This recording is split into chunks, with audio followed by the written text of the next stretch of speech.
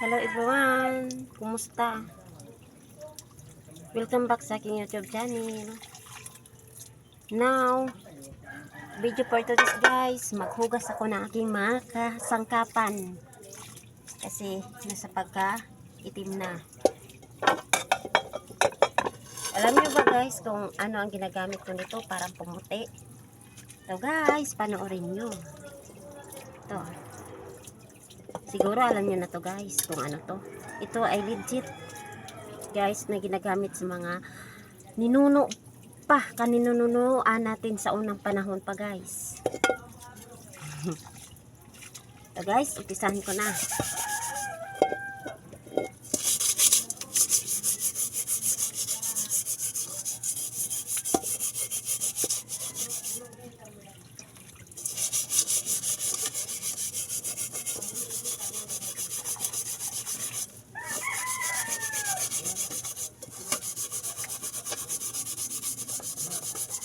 Sandali lang to guys.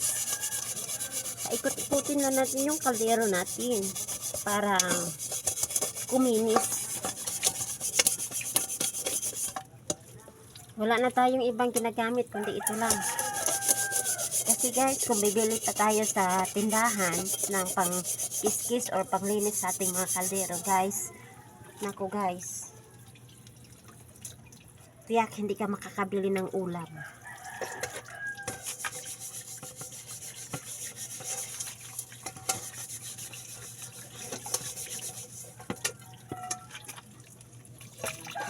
Tingnan mo guys, 'di ba? Linis na.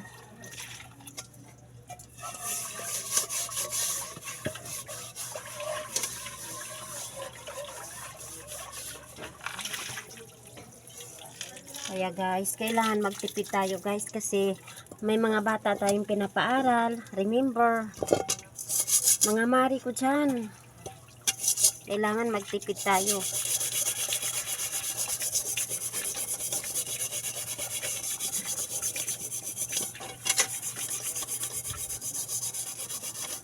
Alam nyo ba guys, kahoy ang ginagamit ko na panggatong.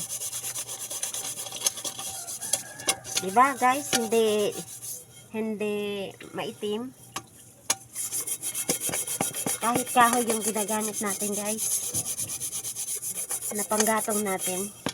Diba, hindi maitim.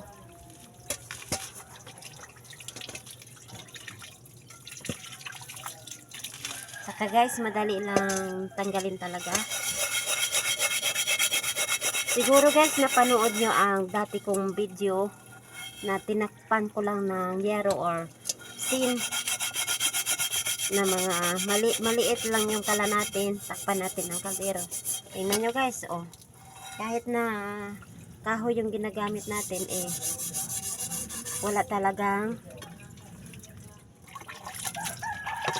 uling. Parang nasa gaso lang yung parang gaso lang guys yung ginagamit natin, di ba? Kayo diyan, kung nakagawa kayo or ginaya nyo yung video ko nung nakaraang linggo, ito na. Hindi ka talaga magtagal sa paglilinis ng ating kaldero. Kahit takip guys, pwede mo isangla.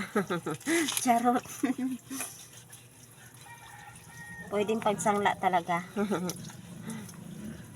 Oo guys, kahit takip na guys, maaring pwedeng ibalik sa tindahan guys.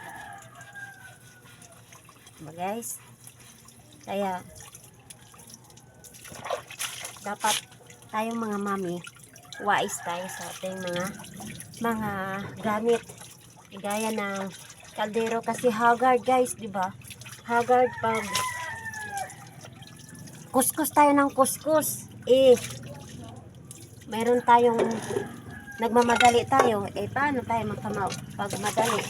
Kung kuskus ka ng kuskus, isang oras mo kinukuskus yung magsain ka. Kasi ang daming dumidikit na uling. Kaya guys, ganitohin na lang natin. Okay guys. Sana talaga nagustuhan nyo ang video ko. Ito guys, oh.